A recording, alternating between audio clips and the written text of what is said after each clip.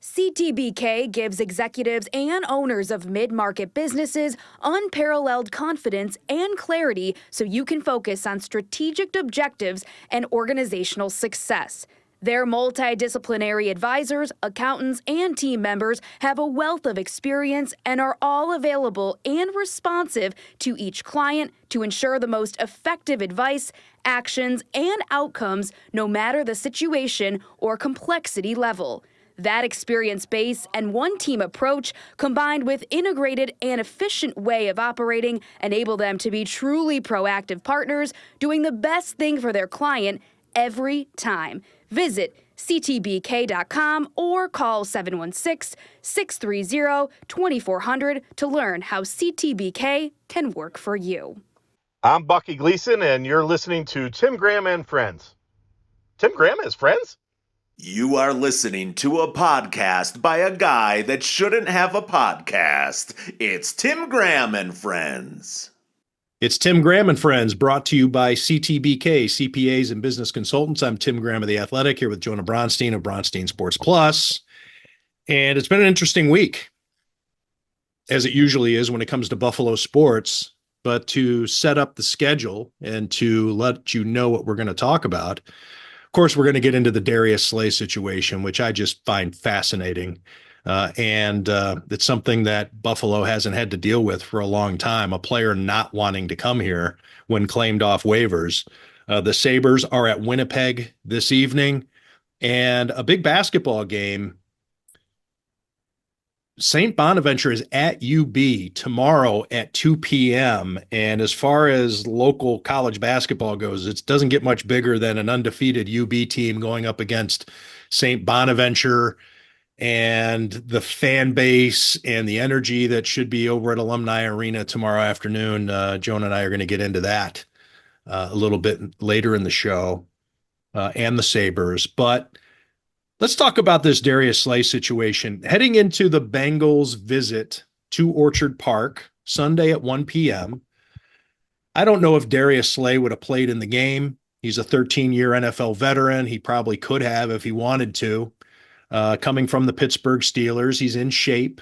He hasn't been playing. He's not hurt. He's been a healthy scratch because of this situation, and we'll kind of untangle this spool of Darius Slay's situation. But in the process of the Bills claiming him off waivers on Wednesday, they had to cut somebody, and they cut backup cornerback Ja'Marcus Ingram, who gets picked up by the Houston Texans. And now Darius Slay is not reporting. Ja'Marcus Ingram is in Houston, and the Bills are down a man and have a veteran of the NFL, if not overtly, at least subjectively, or you can read between the lines, kind of dumping on Buffalo a little bit because he wanted to play for the Philadelphia Eagles. Talking now on podcasts about the weather and it was inconvenient and Buffalo caught him at a bad time. Well, the Bills are a proud organization. And I just think it's fascinating that they have a player who's saying he doesn't want to come here. And Sean McDermott loses a player that he has a lot of respect for in Ja'Marcus Ingram because he's an overachiever, a try-hard from UB, and he doesn't play a lot, doesn't make a huge impact, but one of those culture guys that McDermott really embraces. Jonah, I just, I'll open it up. Your thoughts on Slay here and his reluctance or perhaps refusal to come to Buffalo because he hasn't made a decision. The Bills could put him on the did not report list so they can get that roster spot back. But just your overview real quick before we get into the nuance of a pretty interesting little turn of events here in December. It certainly is interesting that the Bills were able to make a claim and obtain a player, a six-time Pro Bowler, and someone who was still a very effective starter on the Super Bowl champions a year ago, and bring someone like that in late in the season, along with Brandon Cooks, that after striking out at the trade deadline, the Bills have still been able to add to the roster almost in a NBA buyout season type way. I do think maybe it's important to clarify, and this is subjective, but I don't think this is the same type of situation as it was in the past when the Bills were a downtrodden organization, and players refuse to report. And the Sabres have gone through this too because it was a mismanaged, losing organization, smaller market, city where the player did just never wanted anything to do Well, with. Yeah, well, there are some the weather. similarities there, and I've gotten into some disagreements on social media regarding this. I called it an embarrassment, and to me, it is reminiscent of Richie Incognito refusing to report when the Bills initially claimed him off waivers from the Rams. Not when he came back and played for Rex Ryan, but when they initially claimed him from the Rams. Sean Merriman, he's talked about it on this podcast. He wasn't coming until the Bills started to fine him for not showing up. And Dree who was the Archer player? flat out retiring. Dree Archer. You're right. That never showed up at all and never played again. Anquan Bolden retiring after signing 2 weeks earlier with the Bills, and then later saying, you know what, I don't want to retire, but can you let me out of my contract so I can go play somewhere else? And Brandon Beane saying no.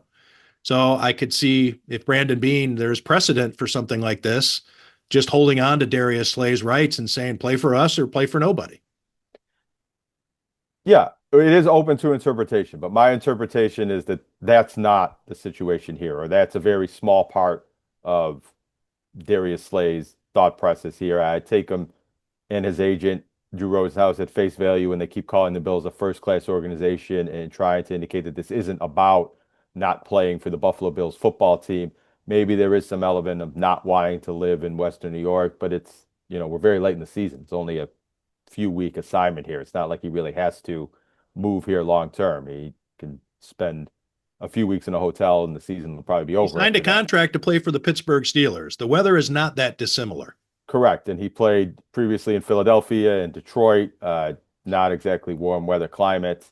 Yeah, and the Bills, well, what I think this is Darius Slay, a veteran player who's had a lot of success toward the end of his career, possibly in the last year of his NFL career. He signed a contract with the Pittsburgh Steelers. It didn't go well. He probably asked for his release, or we believe that he encouraged being waived and wanted to go back to the Philadelphia Eagles and finish this season and maybe finish his career with the team that he had been playing with and had success and had won with. And the Bills waiver claim interrupted his plan for the rest of this season, maybe the rest of his career. And, he's not following the protocol and, does not wish to be directed to Buffalo instead of having the free agency to choose his next destination and maybe his final destination as an NFL player. And I sympathize with that. I think certain players at certain points in their career should not be subjected to the servitude of waivers, and that he did sign a contract with the Pittsburgh Steelers, and now if he's released from that contract, should have the freedom to choose his next team. But the way the waiver system works after the trade deadline and things like that, the Bills are able to assume that contract. It is, as Sean McDermott said, unfortunate for the Bills. It reflects poorly on the Bills, but I'm not so sure I can criticize the Bills for handling this wrong. I think it's just happens to be how this worked out because Darius Slay had maybe already made up his mind that he wanted to be a Philadelphia Eagle, and the Bills waiver claim changed that course for him.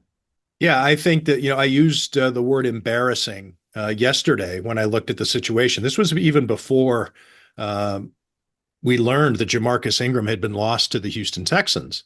Or I guess I should say Wednesday when I wrote about it the first time. Darius Slay. No, it was yesterday. After he refused to report, we still didn't know yet that Ja'Marcus Ingram had been lost on waivers to the Houston Texans. But so as I wrote, there still was that part of it was missing. I thought it was just embarrassing that you make this. Brandon Beane making the decision is not the embarrassing part by any stretch. He's trying to make the team better. Darius Slay on the Bills roster makes them better, even if you do lose Ja'Marcus Ingram, even if you're unable to re-sign him to the active roster or to the practice squad, whatever it was. Darius Slay, 13 NFL seasons. You mentioned all his accolades. He's won a Super Bowl just last year. Just last season, he started all 4 games in the postseason for the Eagles and won a Super Bowl. So he's not totally washed up. Does he make them better in terms of, is he better than Tre'Davious White right now? He's certainly not better than Christian Benford, but Yes, the move itself. But it was known, and everybody in the NFL had known. And I'm going back to being in Pittsburgh not that long ago. The talk in the press box, as Darius Slay was a healthy scratch for that game against the Bills, is that he wants to go play for Philadelphia. So it was a bit of a risk. There was some degree of risk that he might not report. And so that's a chance that the Bills took. I do agree with the way it's set up in terms of having to go on waivers, regardless of how long you've been in the league, once you've reached the trade deadline. If he had been cut before the trade deadline, he's a free agent. He can sign wherever he wants. But this is a measure that's put in place to stop teams from late in the season, once they're out of the playoff hunt, dumping salary, hoping that, or letting a player go, chase a cup, to use a hockey phrase like a Kyle Poso or whatever. And it stops teams from being able to load up on talent, really good teams from loading up on the lower rung teams' talent as they cast players overboard. And I think that there's a greater than 0% chance that whether it's Brandon Beane or another general manager who has to be sick of the comparisons to Eagles general manager Howie Roseman and all the things that Howie Roseman can do. Why can't you? Howie Roseman is able to acquire players at the trade deadline. Why can't you? Howie Roseman has a tight salary cap and keeps acquiring name talent. Why can't you? Howie Roseman goes deep into the playoffs and always seems to have a pick in the first 10, 15 picks. Why can't you? How are they able to acquire all of this? Well, this would have been another classic Eagles late season maneuver where they can just pluck a player, a name accomplished player, and other teams are like, well, we have a chance that we can do it. Let's try to add Darius Slay. And if that prevents the Eagles from sticking their thumb in the rest of our eyes, then so be it, because we're getting sick of all these things that Howie Roseman can do and I cannot. So there's that part of it. I think the embarrassment comes from the situation of a guy just saying, I don't want to go there, because regardless of his reasons, the Bills are a proud organization with the reigning NFL MVP at quarterback. And yes, they are probably not going to win their sixth straight AFC East divisional championship. They're going to finish in second to the New England Patriots percentage-wise. It looks like there's only a 10% chance that they can win the AFC East based on the Athletic New York Times playoff prognosticator. I mean, the Patriots have a very easy schedule. It just strikes me as again, a kind of a little humbling moment that an organization that is really proud and has done so much, that you still have some things to overcome, whether it be stigma, stereotype, weather, small market, just not wanting to come there. And again, I know that this is a specific to Philadelphia thing. It's a specific Darius Slay wanting to play for the Eagles thing. But he's still saying no. He's still saying, I want no part of the Buffalo, or as of right now, at first blush, I want no part of the Buffalo Bills. Right. And this has happened to the Bills before, and I would rather not get right now. I would rather he has a contract. It's not like he's like, hey, are you thinking? He has a contract. The Bills just picked up his contract. He is choosing to not get paid. He would rather not come to Buffalo and not get paid. But he seems to be a player who's been in the league long enough and made enough money, and also has probably made a significant portion of this contract that he doesn't need to worry about forfeiting those game checks and can contemplate retirement. And this is a different situation, different circumstances, but I'm going to mention something that the Eagles signed Jair Alexander earlier this season. He played with them for one game and then he retired. Jair Alexander, Green Bay to Baltimore this season, didn't work out for him.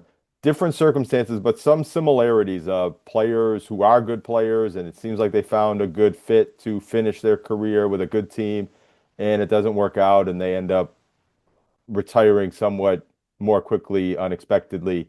There's different circumstances here, but you see it does happen to different teams that are competitive. It's not an only Buffalo situation. It's not something a player would never do to the Philadelphia Eagles, for example. So I think there's some miscalculation, as you mentioned. The Bills maybe should have seen this coming a little more, should have read the tea leaves that Darius Slay maybe wouldn't report to a team that wasn't the Eagles. Or I know they're not allowed to communicate with the agent, but maybe there's some back channel ways of determining how receptive this player would be to the waiver claim before you put in the waiver claim. Losing Ja'Marcus Ingram, I don't know if it's a huge loss on the football team to lose a guy that's been inactive the last 3 weeks, and the Bills are probably in trouble if Ja'Marcus Ingram is starting or playing a lot of snaps in a playoff game. But he has played an important role on this team in special teams and as the dime cornerback, and I think he's a popular teammate, and they've invested time and energy and roster space into developing him and might have some hope for Ja'Marcus Ingram still being part of this team next year and in the future. And now that might no longer be the case. So there is a loss in just not having Ja'Marcus Ingram in the building, in the program anymore, and not getting anything out of the replacement player in Darius Slay. So yeah, it's an unfortunate situation for the Bills, but I think as a football team, they'll recover and be okay. And I do think there's a little bit of a Western New York, Buffalo lesson storyline theme within it, in that I don't think this would be happening if Darius Slay had previously played with the Bills. And you've seen this with a lot of athletes over the years where they don't want to come to Buffalo. Jim Kelly, Mario Williams, Sean Merriman, many, many others.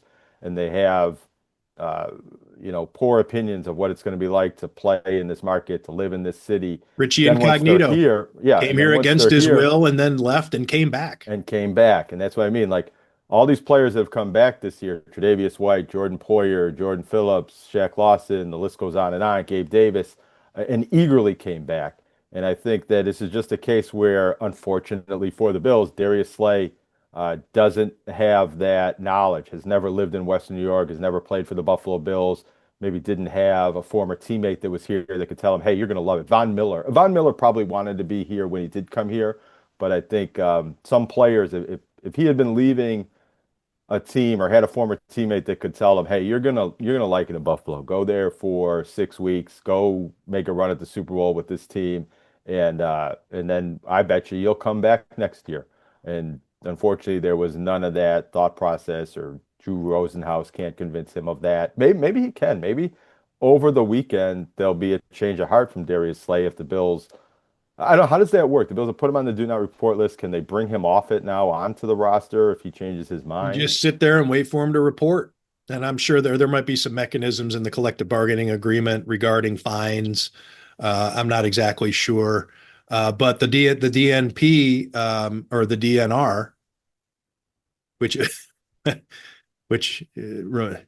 that's a sad 3 letters right there. It's also do not resuscitate. But the DNR for Darius Slay allows the Bills to fill the roster spot. But there could also be some, like I said, some machinations that allow them to start fining him in the event, or he can just retire and then avoid the fines.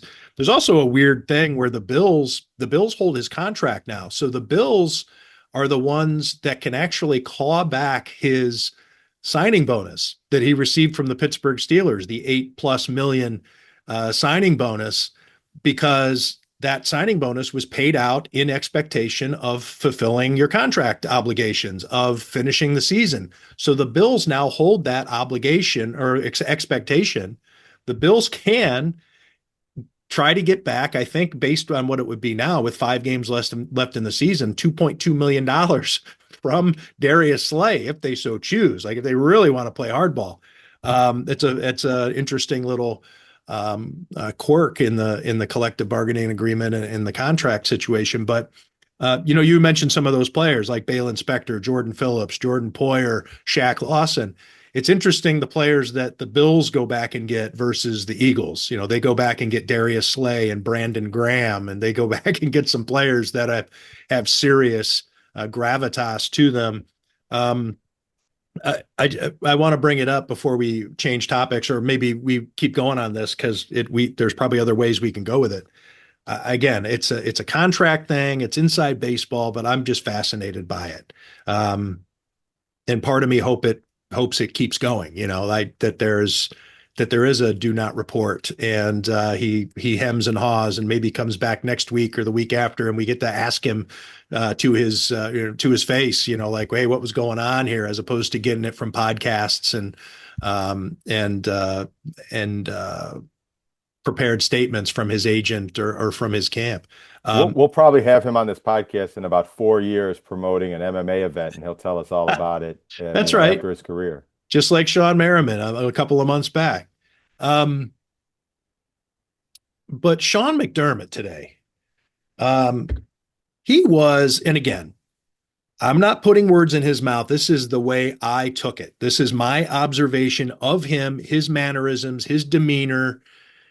I could almost hear him grinding his teeth into powder when he was talking about Darius Slay not reporting and losing Ja'Marcus Ingram at his Friday news conference. Friday news conferences are usually just injury updates and a couple of questions, for the record, and then that's it. They call it Fast Friday in terms of the news conference and the media aspect of Friday coverage. But today, Sean McDermott was asked about all this, and the word I used was seething. He didn't come off this way with Sal Capaccio right before he came out and comes out and talks to us on Fridays. He's on Sal's Extra Point show, talks about the injuries, whatever, and then he comes in and talks to us.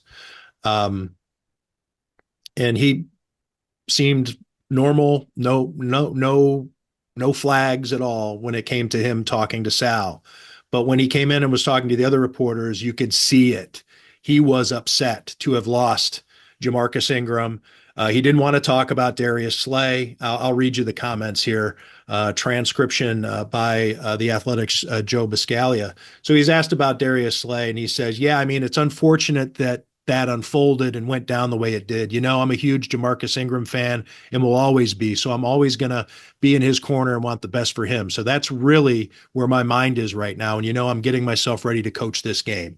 So that was Sean McDermott's way of saying, I don't even want to talk about Darius Slay. Doesn't mention him by name, says I'm focused on this game. Well, he gets a follow-up question. Are you still open to Darius playing here? And are there conversations still being had? I'm really going to focus on our team right now. So focus on our team and coaching this game in a couple of days here. And I wish him the best, him and his family. And then he's asked about Ja'Marcus. He says, were you hoping to have him back? Yeah. Yep. Sure. For sure. And it was the way he said that was no duh. We thought we were going to get Ja'Marcus back. And again, I guess I'm putting words in his mouth, but this is the way I took it. This is the way I heard it. This is the way I absorbed it as somebody who was in the room watching him, a trained observer, a paid observer. That's my job, right? As a journalist. So I'm not inside Sean McDermott's head, but this is what he is projecting out. I thought he was seething about this. And this particular quote I found telling. When he was asked about Slay, he said, again, I'll read it back. This was the follow-up question about Slay. He says, I'm really going to focus on our team right now. So focus on our team and coaching this game in a couple of days here. And I wish him the best, him and his family. That to me sounded like the kiss off. I wish him the best, him and his family. Do you usually wish somebody the best when you're saying goodbye, right? It's not, I wish him the best in his decision. I hope to see him. I hope I get to meet him in a couple of days. None of that. He said, I wish him the best, him and his family. And I think that goes to the reason Mike Tomlin had made Darius Slay, Mike Tomlin, Sean McDermott's college teammate, by the way, as everybody knows. These guys are pretty close. They've known each other for a long time. They may have compared notes. I don't know. But Mike Tomlin made Darius Slay a healthy scratch before waiving him. Darius Slay's last game with the Steelers, he did not start. He had one tackle. That was all he did through the whole game. So Darius Slay, at this age, he's going to be 35 by the time the playoffs begin still. Mike Tomlin has a saying, and I don't know if I'm quoting it verbatim, but it's something along the lines of, we want volunteers, we don't want hostages. And that is why Mike Tomlin, when a player says, I don't want to be here anymore, whether he says specifically, can you please let me go play for the Eagles? I don't know. But if he says, I don't want to play here anymore, Mike Tomlin obliges and says, see you later. If you don't want to be here, see you later. That's the vibe I got. Tim Graham, took, not, he didn't say this. Again, I'm just saying this is what my interpretation of what Sean McDermott said today was. If you don't want to be here, don't even bother opening the door. It won't hit you. The door won't hit you in the ass because you're not coming through the door. Now, he doesn't have a say on preventing that, but I'm sure Brandon Beane would love for Darius Slay to reverse course and show up, because that would be good for the general manager and his decision. But that's the way I took it. I don't know if you took it differently, Jonah, but that's the way I took it. Well, That Sean McDermott no, I would didn't just really be take like, it differently. I think there's things to wonder about, because I mean Sean McDermott did answer the questions, but he, in his answer of wanting to focus on the team, isn't sharing all of his thoughts and feelings, and you wonder, how much Sean McDermott wanted to make this waiver claim, if there was any disagreement, or maybe he wasn't totally involved in that process and is now having to deal with the fallout of having one less cornerback on his roster uh, for a move that did he think it was necessary or not? I think that's part of this conversation we should explore too, is that what was Darius Slay, what was the projected role for Darius Slay? Was he going to eventually start at cornerback over Tre'Davious White and Max Harrison, the first round pick that they seem to have high hopes for and want to get on the field? Or is he just an insurance policy against injuries? He's coming in the Ja'Marcus Ingram role of not active now, but there to maybe be used later on. And how does that affect the morale and confidence of these cornerbacks? If they believe that Darius Slay was being brought in to take their spot, now they have to go back to the current cornerbacks. And Dane Jackson's a player on the practice squad. great Maybe point. he's hoping to get onto the roster, and he was passed over. Now they might need to look back to him again. Uh, and I don't know how many of those dynamics are in play, but they all could be. And it is a general distraction. I think overall, there's probably Bills players talking amongst themselves in the locker room about it. Maybe they have different opinions about it, but it's certainly something that I think they're aware of and So I was in the locker room thinking today. I'm about. glad you mentioned that. And I probably should have mentioned that, 15 minutes ago, but I was in the locker room today and I was asking people about it. Christian Benford, he and Ja'Marcus Ingram are very close. Same draft class, I think, even though Ja'Marcus Ingram wasn't drafted, but I think they came in together. And he was saying how tough it is to lose his friend. He was like, just 2 days ago, we're getting ready for the Bengals. We're studying together. We do a lot of stuff together. Now, Christian Benford also said, and again, he's being a realist. He was like, I don't know that Ja'Marcus was going to even play in the game because he doesn't always. He's a fringe player. He's a depth defensive back. But he was saying, I'm going to miss my guy. But I'm also happy for his opportunity. Asked about Slay, he was like, I have no control over that. I'm not even going to think about it because why would I? It doesn't matter to me. It doesn't affect me one bit. I can get there, at least like the sports psychology of it. I can see that it kind of does affect him because it's in the, however, His I guess it doesn't position affect group. him like in terms of how he's going to get ready for a specific opponent. But if that's the guy he needs to help get ready or whatever, I don't know. Now I'm just word salad. But I did talk to a couple other players who didn't want to talk to me yet. And their point was he might show up. And I don't want to say anything right now and then have to be in the same locker room with him and have to take back what I said. But if he doesn't show up, then I'm going to probably have a word or two to share. So that's where things were in the locker room today. I think it was generally trying to block it out, not think about it at all from Christian Benford's standpoint, or from other people I talked to saying, let's hold off a little bit. And I think the reason you could hold off is because Ja'Marcus Ingram probably wasn't going to play in this game. And there's a chance Darius Slay wasn't playing in this game either. So as far as this game in 72 hours, this transaction doesn't matter to us one bit, or shouldn't. And come Monday, maybe we'll have a different look on things.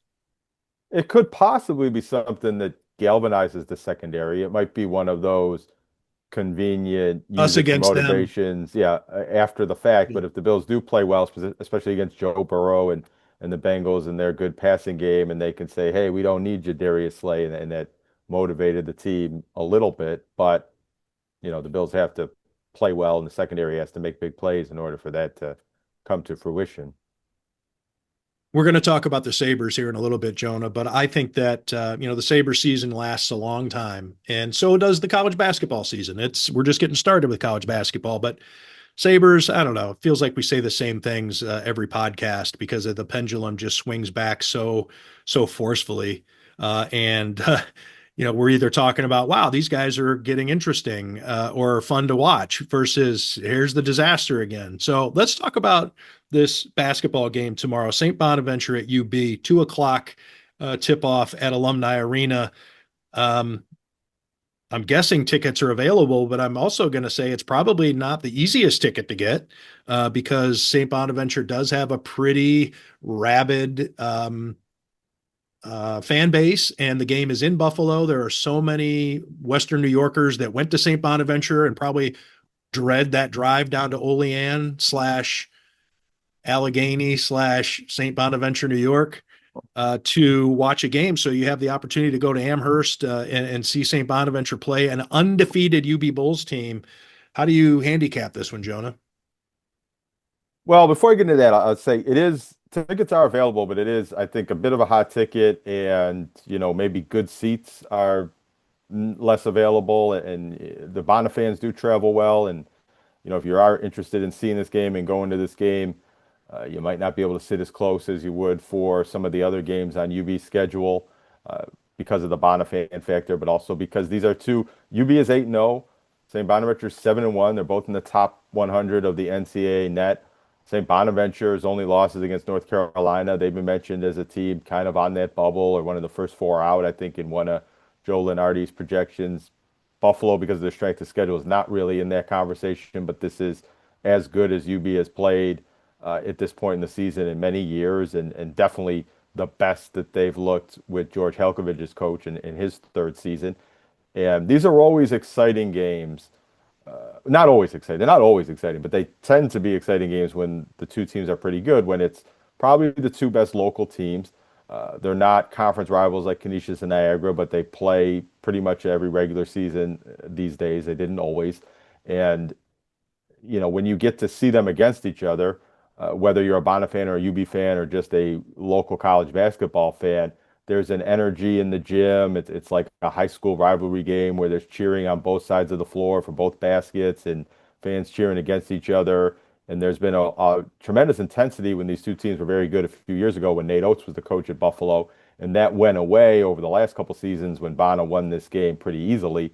But that could come back tomorrow. And then if you're intrigued by Buffalo and how much better they've gotten and some of their new players and they're scoring the ball very well, and this is the best team that they've played so far this season. This is their biggest test in their first 9 games, and I think this is their biggest test in all of the non-conference season.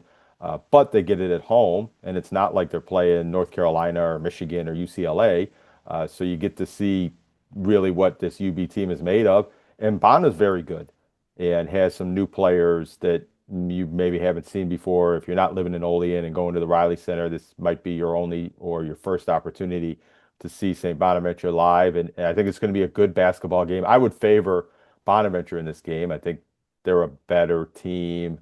And even though they have a lot of new players with Mark Schmidt and the culture that they have, they've been in this situation before. And I think they'll be uh, just further along in their process of winning a game than this Buffalo team is. But Buffalo being at home and the way they score the ball, if they get hot shooting, I think they can win. Keep talking, Jonah, because I'm trying to find the point spread. It's got to be, but if it's not St. Bonaventure favorite, then I would jump all over it because St. Bonaventure is the higher rated team, even though they don't have the better record. They're the bigger team inside, they're a better defensive team. Might not be the older team, but some of the key spots in their guard play are a little bit older. And I think that their size is going to give Buffalo some trouble in the way Mark Schmidt coaches and will exploit the mismatches they have. But Buffalo is probably the better shooting team, and Bonaventure is a better shooting team than they've been in the past couple of years. But on the road, in a gym that with different sight lines and some of the other gyms that they play in, I've seen Bonaventure play well and win at Buffalo, and I've seen them lose at Buffalo and shoot very, very poorly. So this game could get away from the Bonnies. Uh, if they don't make shots early, and Buffalo does make shots early. But what I think is that UB hasn't played a team of this caliber quite yet. They did win at DePaul, and DePaul might be somewhat on Bonaventure's level. I think Bonaventure's probably better. Uh, and I don't know if I think UB is going to be a little bit in for a come down to earth moment, just because Bonner's so good and Bonner's better than who they've played so far. But I still think Buffalo is a better team that's going to have a solid season. But if I'm picking this game, I'll be surprised if UB wins. It took me a while to find it, and I think because there are some, the geo, whatever they call it in the internet, it knows I'm in New York, and I think you're not allowed to bet on these games in New York. So FanDuel and DraftKings and all that stuff. It took me a little while to find it. Do you want to take a stab at to what the point spread would be, Jonah? I'll set my point spread at Bonner -3. Oh dear. You might want to jump all over the Buffalo Bulls getting 17.5 points. Wow. I mean, that's big. But the game could go that way. It could. 17.5. That's too many points for any team at home in college basketball, I think, to bet on. But I had to double do check the think date. Bonner, if they hang shoot on, well and hang play well, on. could cover that. Hang on, Jonah. Google AI, shame on you. Shame on Google AI and shame on me for trusting it. It says specifically for the game Saturday, December 6th, 2025, St. Bonaventure is a 17.5 point favorite. It is quoting a story from December 6th of 2024. That is last year's spread. That is last year's spread. Let us now take a look at this. Come on, internet. You can't give me a spread on this? I'm looking at a site that has no spread. Or I'm looking at a site that don't seem to have lines on this game yet. Well, that's when I looked at Vegas Insider. It said NA, so not available. The computer pick at oddshark.com is Bana winning 73.9 to 71.2. So that would be more in line with your 2.5 points. Action Network, let's see what they say. Isn't it riveting podcast material to listen to two guys scroll the internet? Yeah, maybe we should have prepared this ahead of time. Yeah, we should have. This is also NA at Action Network. Maybe I think it's because we're in New York. Maybe I don't know. I should be able to see this. It seems to be a game that, for whatever reason, does not have a line yet. It's not like I've been able to look these things up pretty easily in the past, and now when I look, I see a site and all the lines have double dashes, like there's no line. Yeah, covers.com is also giving me no lines. All right, that's weird. That's weird. Well, I guess we'll find out. Well, maybe you're not allowed to bet on University of Buffalo sports at this point in time. Have you? No, because I recall in the early days. Do you know what I'm referring to there? Yeah. So I recall being in New Jersey in the early days of betting when it wasn't legal in New York yet. Matt Fairburn and I of The Athletic were covering, I guess it was a Bills Jets game. We were in Newark at the Newark Marriott bar betting on UB versus Penn State football. And so we were able to bet on UB then. People can bet on UB. I mean, the football team has spread. You talk about the football spread all the time. Well, I'm making a tongue-in-cheek reference to something that's going viral on TikTok and Instagram. What's happening? Maybe I don't know this. There's a clip of a UB football player running out of bounds. Oh, I did see that today. Yeah. It was being and I think it's overdone, but I don't know. Maybe that could get into the lexicon or the atmosphere in a way that, sportsbooks want to stay away. It was being looked at in the Bills locker room today. That was something that was being laughed about quite loudly, what that guy was doing. I'll tell you what I think he was doing. I think he lost his footing a little bit. And two, and Victor Snow's he's an all-MAC player. He might have been UB's best player all year long and made some great plays and caught touchdowns to come back and win at the end of the game twice earlier in the season and has played hard. I don't have any suspicion of why he ran out of bounds or any nefarious reason. I think, but I he thought he is might have gotten a spooked by the official, actually. The official was coming up alongside of him, and he yes. seemed to kind of have a weird flinch. I think that affected him a little bit. I wish I could ask him about it. I think that, he's a good player, but does have a little bit of that CJ Spiller trait of he'll step out of bounds before taking the hit sometimes. He's smaller, and I think he just misjudged how close the defender was to knocking him out of bounds and maybe thought that he sensed that official being close to him, and I think he just, took the sidestep out of bounds to avoid the hit. Then you can see him kind of laughing and recognizing his error after that. And I think he realized, I had a lot more room to run. Now they score 3 plays later. So any suspicion that he was, going out of bounds on purpose to not score and keep the score at a certain way or, whatever, I think is foolish and internet fabrication. But the video does look that way. And especially if you're not covering Buffalo sports or you're not here, you're just elsewhere on the internet looking and you're like, wow, look at that guy. And I think that's where that kind of took off. Well, maybe we'll have to reach out to him, Jonah. Find out. Rochester native, Victor, New York. How about that? His first name is the same as his hometown, and his last name is Snow, which seems appropriate for playing in Buffalo. That is great. What's more impressive? That, which is good. I like that. Or Matt Weiser playing for the former Bills tight end who got a couple of tryouts with the San Diego Chargers. I don't think they'd moved to Los Angeles yet. Playing for Weiser High School, same spelling. And it turned out his grandfather founded it and they'd moved away. And it was there's coincidence involved there. Oh, that's why it's named Weiser High School? It's Because named after his grandfather, Okay, his cool. great grandfather. All right. Kind of coincidence because the family had moved away and moved back something. I don't know.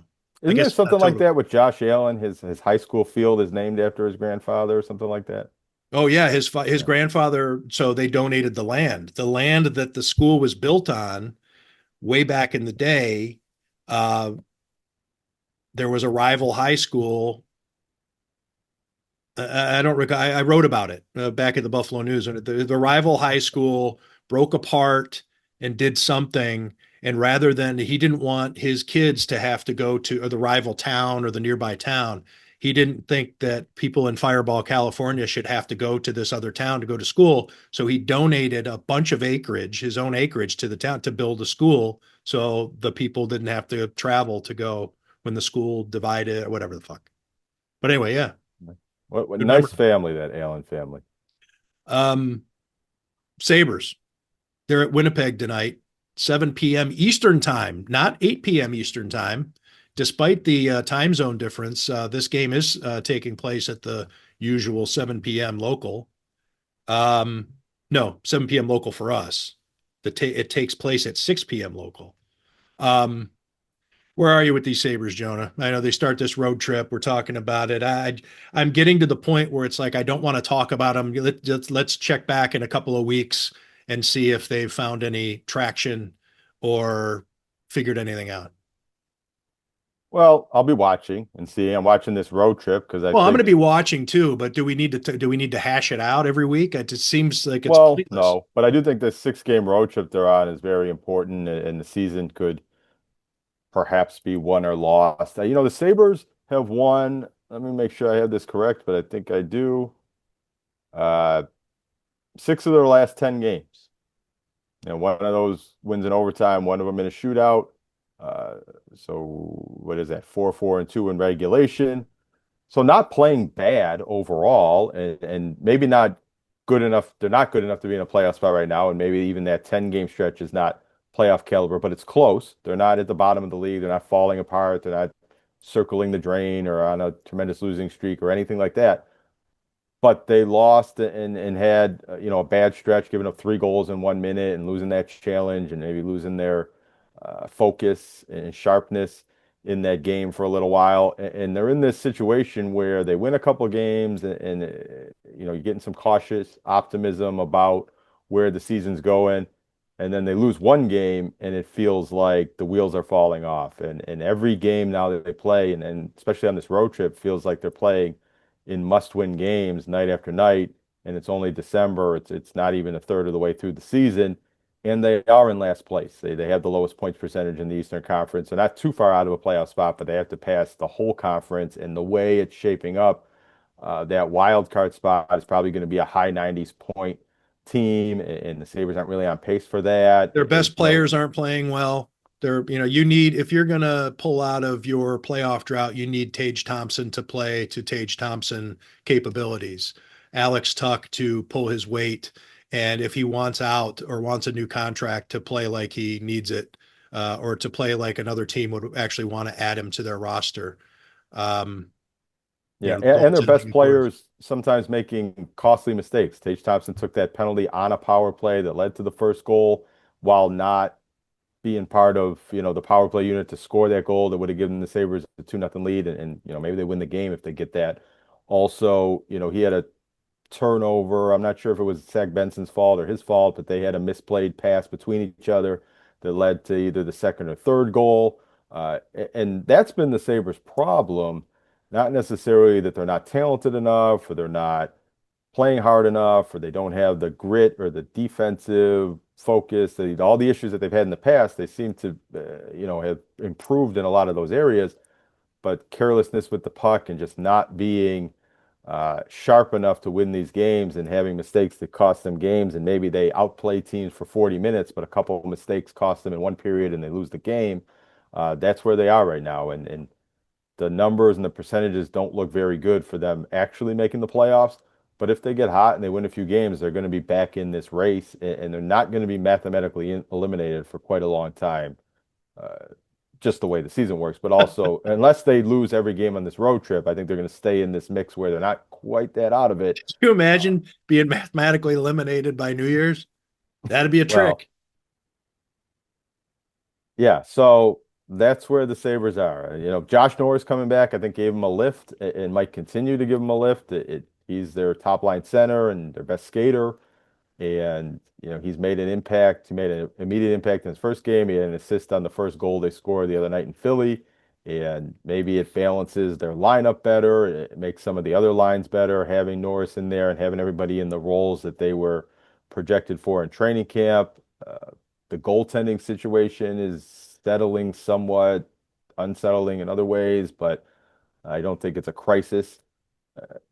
In Winnipeg, they beat Winnipeg 5-1 the other day. Can they recapture that magic and win there again? Is it not going to be the case? Because Sabres are the worst road team in the NHL so far this season, and they're now on the longest road trip they've been on in 15 seasons. And they need to do well on this road trip, or they probably are going to fall too far out of the playoff race. So I'll be watching, and it's Sabres after dark. Sometimes there's some allure in that. Talking about being mathematically eliminated reminded me that I wanted to actually check the Athletics NFL playoff simulator. And I had mentioned I was pulling some numbers off the top of my head, so I might as well give them to you now here before we sign off. Bills 92% chance to make the playoffs, 3% chance to get that number 1 seed. Actually, let me look at to win the division. 8% chance to win the division. And again, 3% chance to not only win the division, but to get the number 1 seed. Only a 5% chance to host a wild card.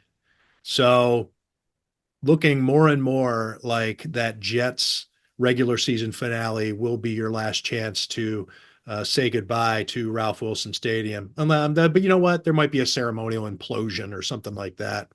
There's also that not totally out of the question scenario of the Bills being a wild card that advances to the AFC Championship game and hosts another wild card team in a home game.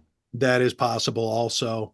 So just wanted to throw that out there. I was pulling the number. I think I said 10% chance to win the division. It's 8% according to the Athletics NFL playoff simulator. What do you think, unless you've looked this up, but what do you think the Athletics projections give the Sabres for the playoffs? What is the Sabres playoff chances? There's all different sites, but I'm looking at the Athletic one right now. Do we have it already? Yeah, Dom Lucizian. Yeah, Dom Lucizian. Sabres to make the playoffs. As of right now, I will say 11%. 19%, 23rd in the league. I don't know why they're ahead of the Flyers, who are 24th, that have a 22%. I'm not sure what the order is on these rankings, but 19% isn't so bad. Money Punk has it more like 10, 11%. Yeah. Okay. Yeah, that's actually, hearing it sounds somewhat encouraging based on how they play when they lose. They do put together these stretches that make you wonder if they finally are figuring it out. But then, geez, I mean, not enough. Jonah, thanks for this. And thanks to everybody out there for listening and for watching Tim Graham and Friends, brought to you by CTBK, CPAs and Business Consultants. Please like us. Favorite us, follow us, subscribe, comment, all the things on your various platforms. We appreciate your patronage and look forward to talking to you next week. The financial needs of a business go beyond tax and attest services. That's why CTBK goes beyond accounting services and offers outsourced solutions through their affiliation with CFO Solutions Plus. These additional services allow clients to focus on their operational and long-term strategic goals. Trust CTBK's outsourced solutions to provide cost-effective, value-added financial services tailored to your company's needs. Call CTBK at 716-630-2400. Again, 716-630-2400. Or go to ctbk.com to learn more about CTBK's outsourced solutions.